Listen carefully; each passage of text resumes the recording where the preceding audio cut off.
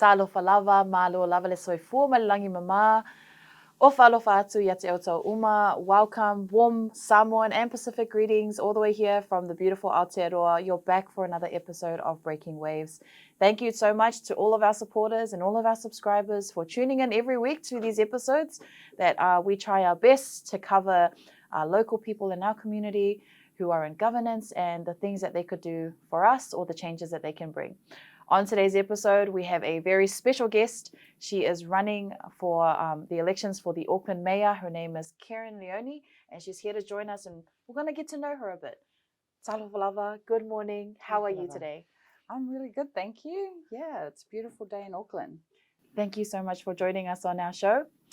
Tell us about yourself. Yeah, well, I first started off on my journey in politics when I was a teenager. About 15 years old, I received an award from the then Mayor Les Mills when I was going to high school over on Waiheke Island.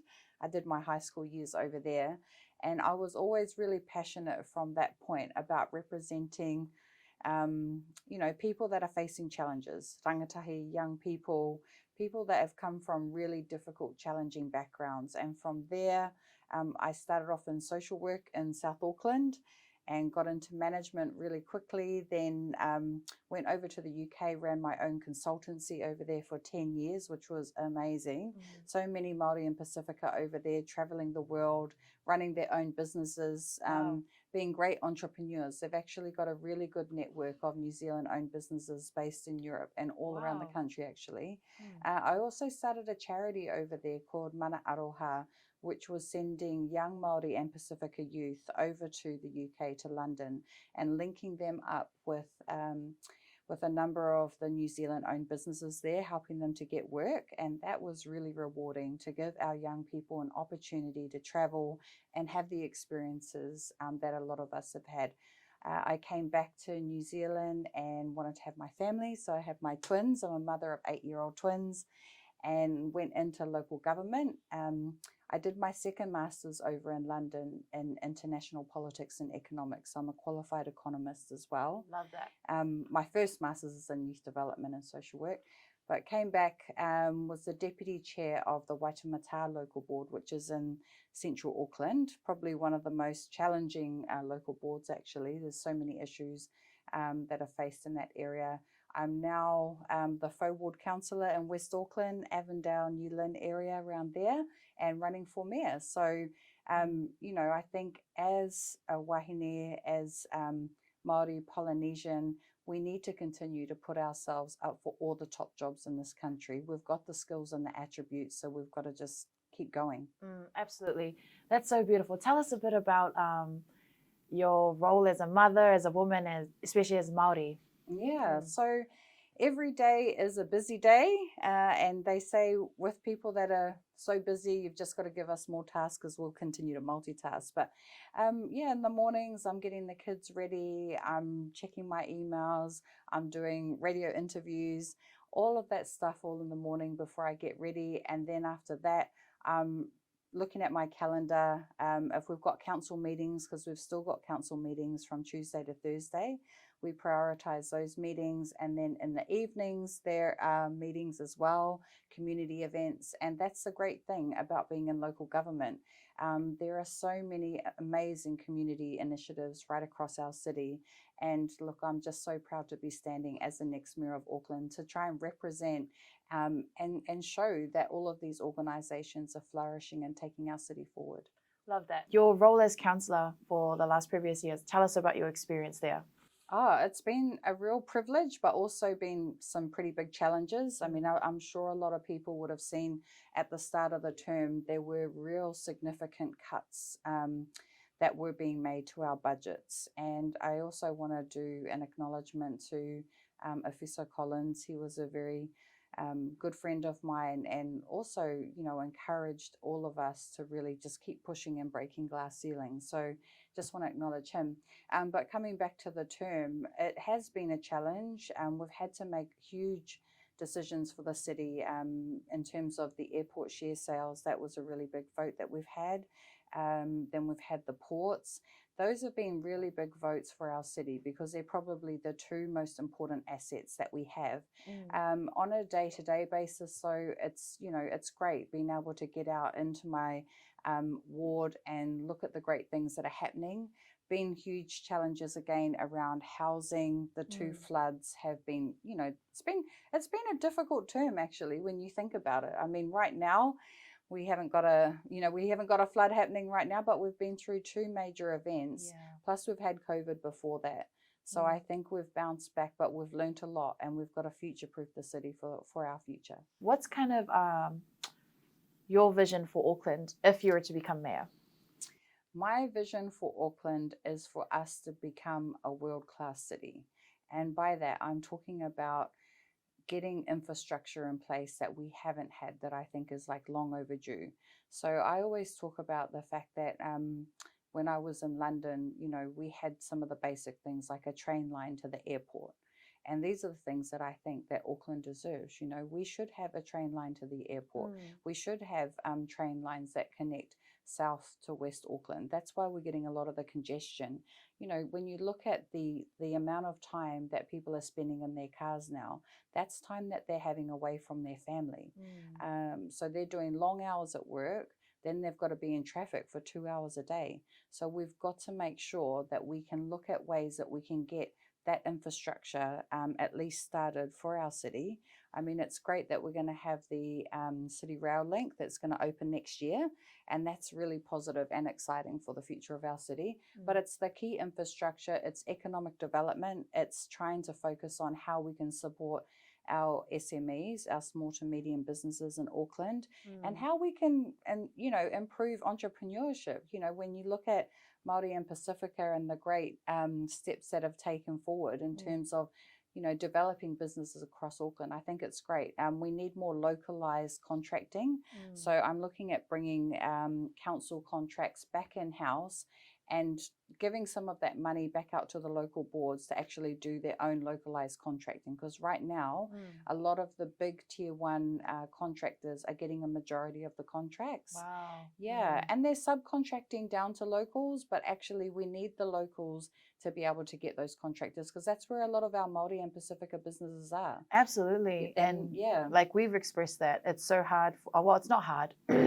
It's just hard for us to access those contracts. Like we want to be part of those, part of the funding that's offered to communities like us, but it's just been hard for us. But now that you're telling me this, it makes a lot of sense. Yeah.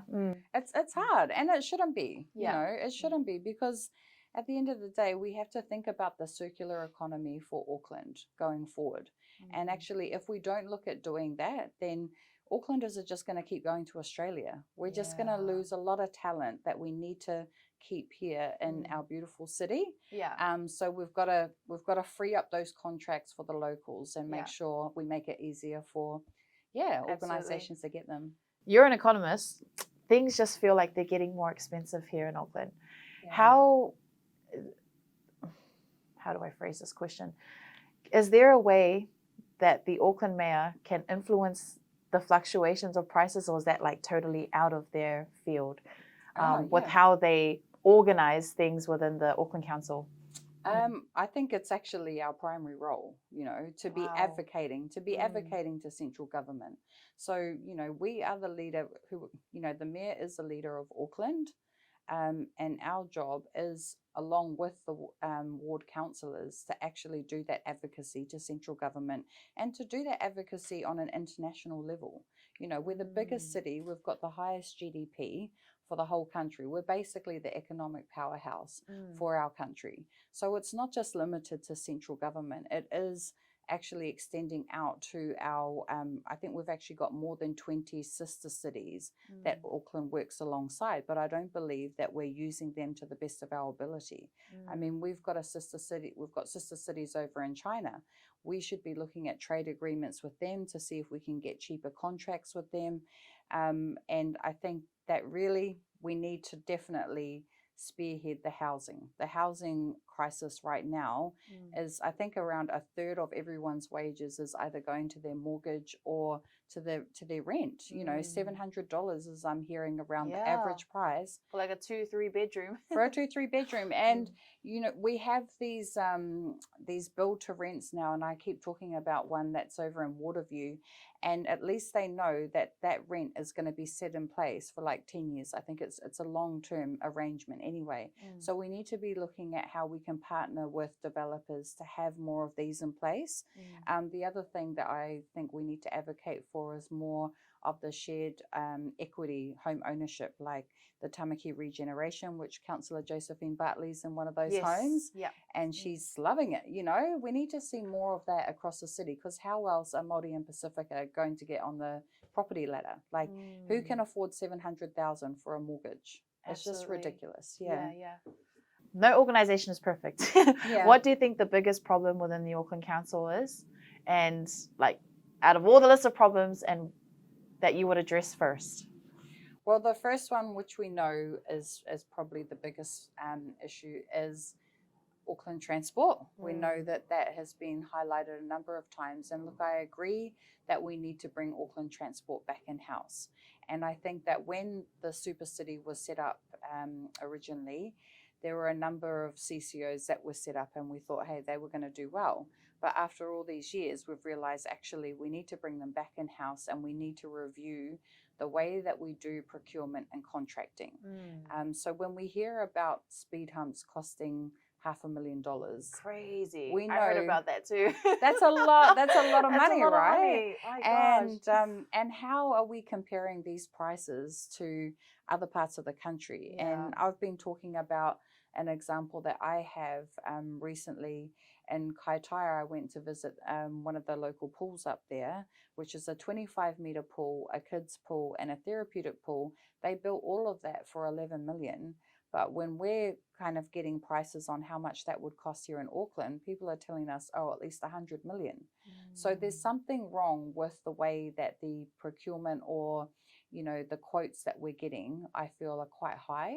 And by bringing Auckland Transport back in-house, we'll have better control over that procurement process. And we will also have better control around how we can improve the reliability of transport. Because that's why I hear a lot of Māori and Pacifica whānau don't want to get on the trains and the buses, because it's not always on time. So we have to have a better system for them that's reliable and can get them across the city. And affordable, so that people want to use it, you know? Like, I would love to use public transport. I don't know what the costs are now, but the last time I had to like train from here to the city was quite expensive. Especially for not rich people. But yeah, affordability would be really good. Like, when I go to Australia, America, it's so cheap. It's like, if it's not free, or like less than $5 to get from one place to another. But it feels like a lot here in New Zealand just to get to a small distance. You know what I mean? And originally I was going to actually look at campaigning on $2 fares. But we're still discussing that in the policy team, because we know where things are at the moment, because we have had cuts to our budget, obviously, from central government. So it's not likely to happen with this current government, and I'm not sure if it would happen next. But we have to advocate to have, you know, have affordability for our city. Absolutely. I just saw a article that Pacific Media Network released, saying that there's a large surge of Pacific representation now running forward, which is really good. And that triggered me to have a conversation with a close friend recently. And I don't know if you heard, recently there was a Manurewa local board member who was caught embezzling his CV in different areas that he was running for. And we didn't talk badly about him. We were just like, we hope he recovers and he finds peace. But what interested me was, you know, sometimes we do vote for people because of nationality and race. And then the same people who are put in those positions because, you know, we believed in that, we find out some dishonesty coming through. So I just wanted to get your perspective of integrity in these kinds of roles. What are your thoughts about it? Oh, look, it's so important to have integrity. And I think, you know, it's definitely across cultures that occurs. And we know that there's a number of councillors, regardless of their culture, that have been involved in a number of things. Yes. But yeah, I do want to acknowledge him. I know the person that you're talking about. And I think it's really difficult because, you know, there's so many good leaders in our city, and we should be able to just write what we have actually done in our lives, because, you know, I feel like there's this need sometimes for people to make their CV stronger than what it needs to be, when actually, when you look at the councillors that are there, we've got people that have just been teachers, you know, just normal jobs that have come into being ward councillors.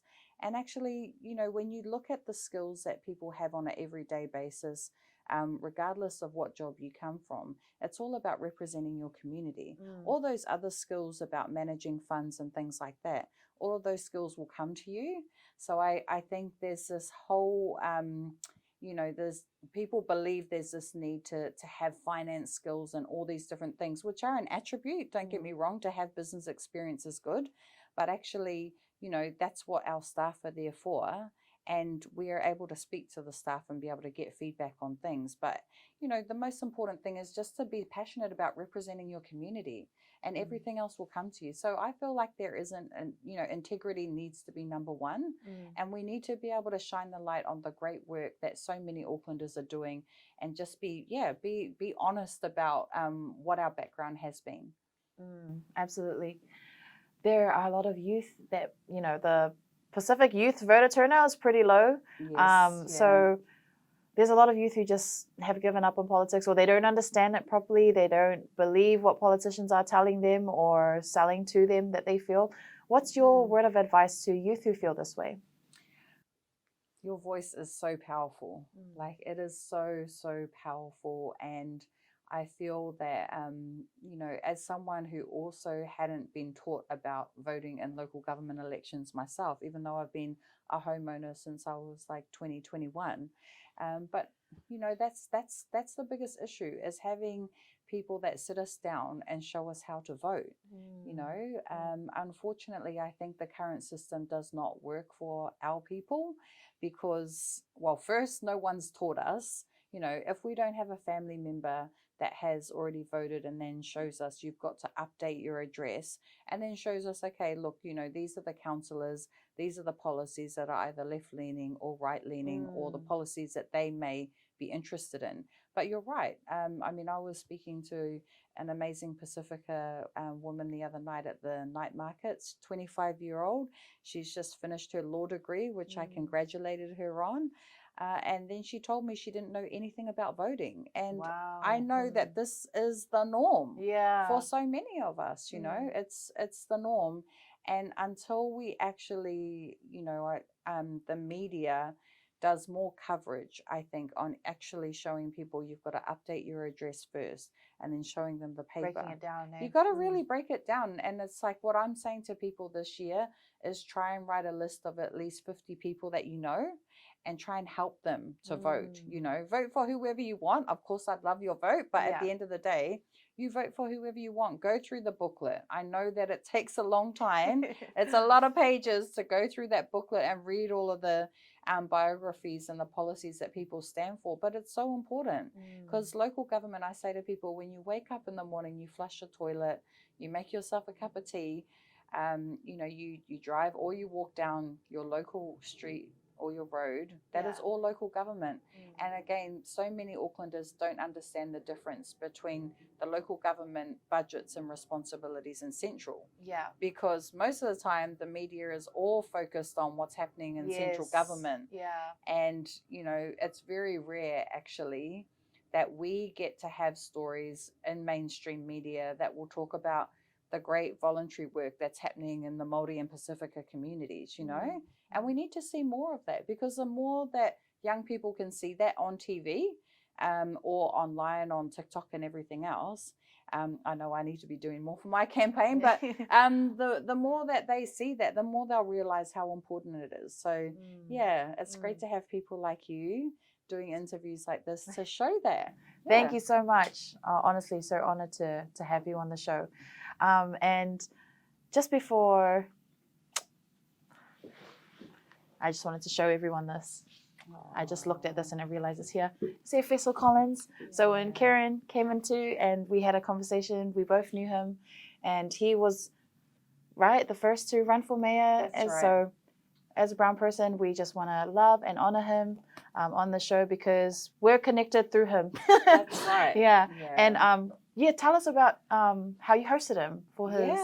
So I hosted him at an event in Avondale, and we put on an event at Brown Street Cafe. And he's just, such wonderful memories of him. And, he had huge courage to stand as the first Pacifica candidate for mayor, and he's normalized it for the rest of us to come through and show that, we don't have to have $5 million to run for mayor. Exactly. We can actually do a well-run campaign, like you say, with integrity and strong policies, and give Aucklanders someone else to vote for.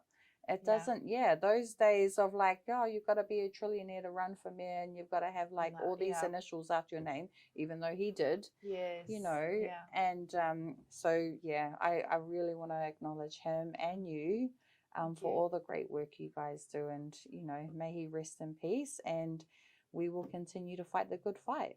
Absolutely. Love you, Fess. There's him here. But thank you so much for coming onto the show. Thank you. We appreciate your time. I wish you the best for this. I am going to be behind you, backing you all the way. Thank you so much. But I'll just give you our last words on why people should vote for you and why you'd make a great candidate. And you can talk into that camera there. Please make sure, first of all, you get out and vote to have your say, because it is honestly the most powerful thing you can do for this election. And if you want to see the first woman to be the mayor of our amazing super city, vote for me, Kerrin Leoni. Just look forward to meeting you all on the campaign trail. We're going to be out right across the city and can't wait to see you all and listen to what you want to see for the future of our city. Tamaki